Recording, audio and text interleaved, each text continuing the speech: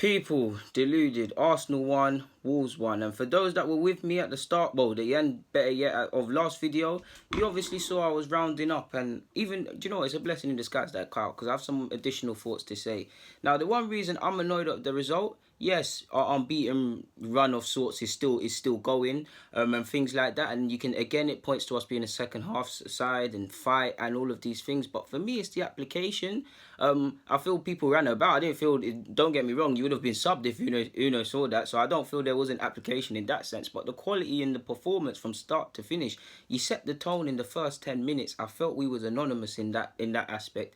Obviously, they could have scored many more goals, and we were just lacking efficiency. Like, where was our attacking players? But away from the performance, the main thing for me, which I'm upset about based on that game, is because if you look at it, people now, yeah.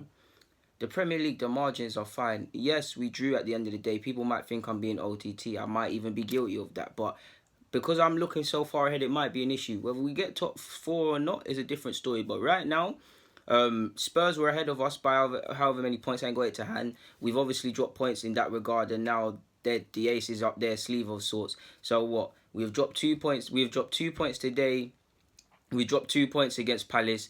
And what? Did we draw another game? Palace, Liverpool and Wolves. What, a possible 9 points? We've only taken 3 of all games, so we've dropped 6 points essentially. So that will add up. Obviously, we've lost. You might as well call it 12 now, because at the start, for whatever you want to call it, we didn't win against Chelsea or City. So that's now 12 points of sorts, if my maths is still serving me correctly.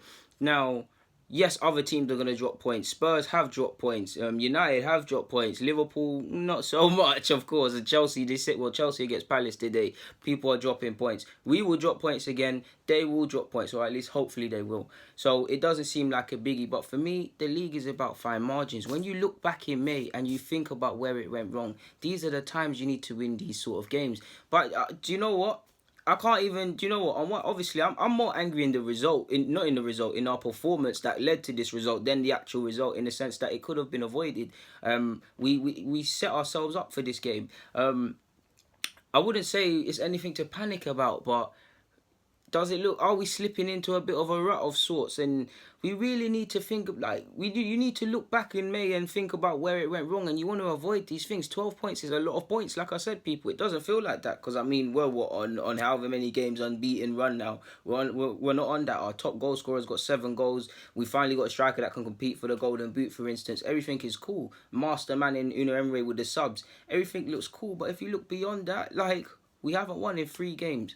We've got Bournemouth, and then I believe we have Spurs and United. That is 2 games which you could actually say individually against United and Spurs, that's a 6-pointer individually, because if you can beat, we'll all take a draw of any top 6 side, especially Arsenal fans, but if you can beat one of them and certain things like that, you might get an advantage in May. So it's these sort of things we need to be a bit more strategic. We know within, well, do you know what I said? Within these next 2 games, Wolves included, we need 4 to 6 points, and that we can still technically get that.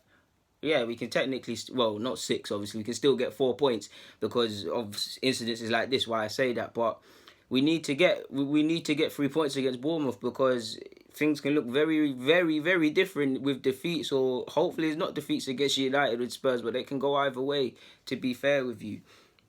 And yeah, and today what also annoyed me is our defensively, just getting caught 3v3 and 2v2 and 5v4, and just at 6s and 7s throughout the whole game essentially. Like, I'm more annoyed in our performance than the result. Like, the performance was appalling today in my opinion. Very few players apart from